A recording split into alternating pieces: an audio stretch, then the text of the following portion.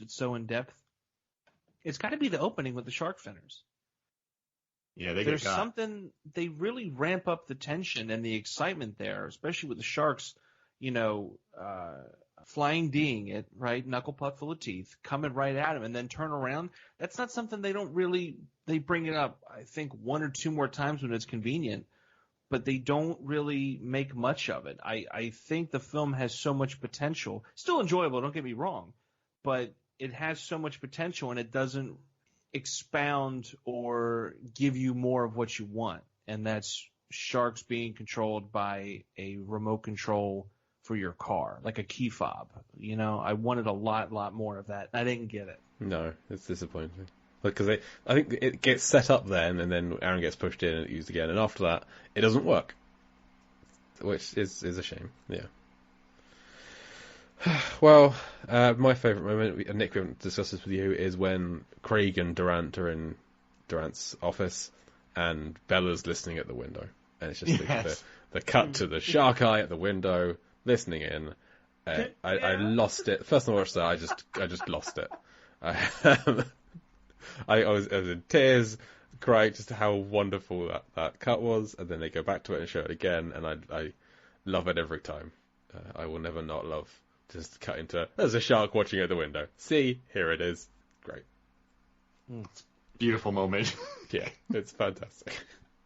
Oh, and in Scorpion King, Book of Souls, he plays King Memtep, who makes a covenant with Anubis for a sword that steals souls. Okay. I did search King Memtep death and nothing came up. So, but yeah, the shark looking in the windows, all-timer. I'm so happy we did this, and thanks for coming back, Nick. Yeah, thanks, Nick. Oh my gosh, I'm so glad you guys invited me back to wrap this up, and I look forward to hopefully being invited to watch something on Deep Blue Sea. Yeah, you'll be there. I hope you can find a break from the Paul Giamatti Power Hour. It's, where I'm trying to find a day where I can just block record, but you just find so much Giamatti. It's a glorious amount of Giamatti. It's just so much. It's so much. You know what I never want to hear you say?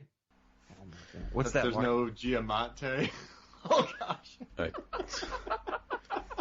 And that'll do it for this week's show, I think. Nick, before we go, would you want to plug anything? Yes, I want to plug that by the time this episode drops, I want you to head over to the LAM, Large Association of Movie Blogs, and take a gander at the May Movie of the Month Lambcast episode, because, and I don't know how it happened, but my selection of Koyaanisqatsi won, and I think it's going to be a nightmare of an episode to record for everybody but me, and I want you guys to give that a listen and let me know how you feel.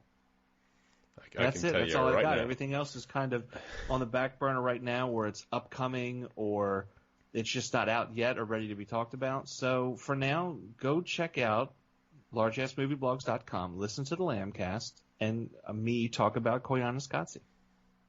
Okay, well, whilst you're there, over at largeassmovieblogs.com, if you have a movie blog and want to join a large community of other like-minded folks, then come join us. Come join the Lamb. I still run the thing, kind of.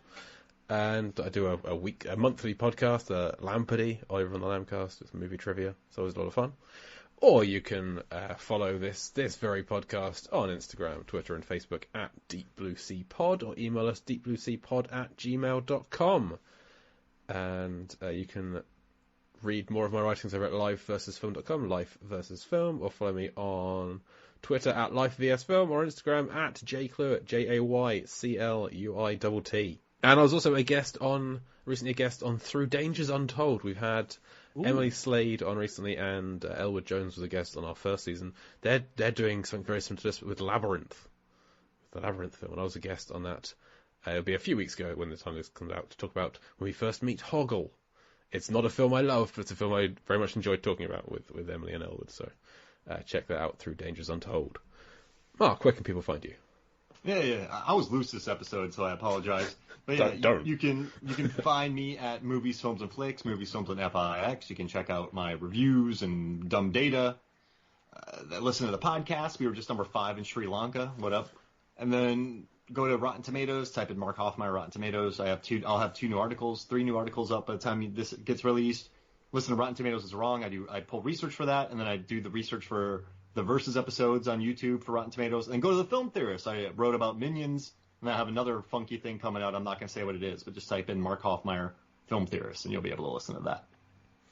Very nice. And as Mark has said earlier in the episode, we will next week not be covering Deep Blue Sea 3 Chapter 1. We're going to do a palate cleanse and talk about Deep Rising.